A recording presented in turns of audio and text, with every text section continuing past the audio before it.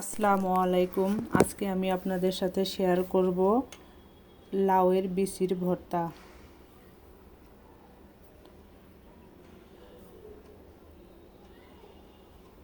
অনেক সময় আমরা বাজার থেকে লাউ কিনে নিয়ে আসি, লাউটা অনেক সময় একটু বাড়তি থাকে, বিচিগুলো ফেলে দেই, বা একটু বেশি বাড়তি হলে লাউটা সহই আমরা কিন্তু ফেলে দেই।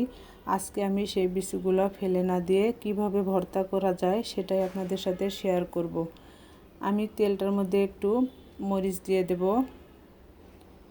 মরিচটা আগে দিয়েছি কারণ পেঁয়াজ, মরিচ, রসুন একসাথে দিলে রসুন আর পেঁয়াজটা কিন্তু ভাজা হয়ে যায়, মরিচটা কম ভাজা থাকে, সেজন্য আমি মরিচটা আগে একটু ভেজে নিয়ে নিলাম। এখানে দিয়ে দিলাম রসুন কুচি,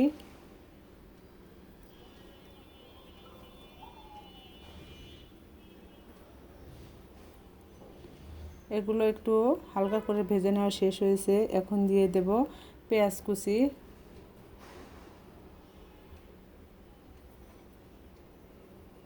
এগুলোকে আমি লাল লাল করে ভেজে নেব।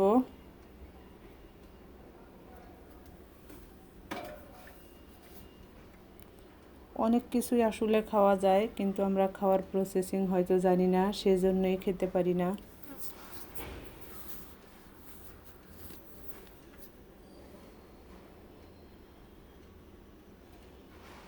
এগুলো একেবারেই লাল লাল করব না, বাদামি কালার হয়ে গেছে। এখন আমি এগুলোকে নামিয়ে নেব।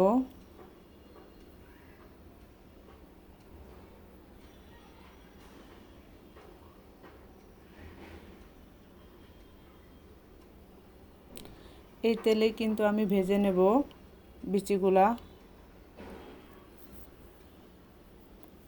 বিচিগুলো ভাজতে একটু সময় লাগবে, আমি এখানে খুব অল্প আছে বিচিগুলোকে ভেজে নেব। বিচিটাও যখন একটু লাল লাল হয়ে যাবে তখন কিন্তু আমি বিচিটাকে নামিয়ে নিব। এই ভর্তাটা কিন্তু ব্লেন্ডারে না করে পাটায় পিষে করবেন, তাহলে খেতে বেশি ভালো লাগবে। সবগুলো ভাজা শেষ হয়েছে, এখন কিন্তু আমি পাটায় পিষে নেব। এখানে শুধু আমি লবণ দেব, আর কোনো কিছু কিন্তু দেব না, শুধু লবণ দিয়েই ভর্তাটা পিষে নেব। আপনারাও ওইভাবে বানিয়ে খেয়ে দেখবেন, ভালো লাগবে ইনশাআল্লাহ। আল্লাহ হাফেজ।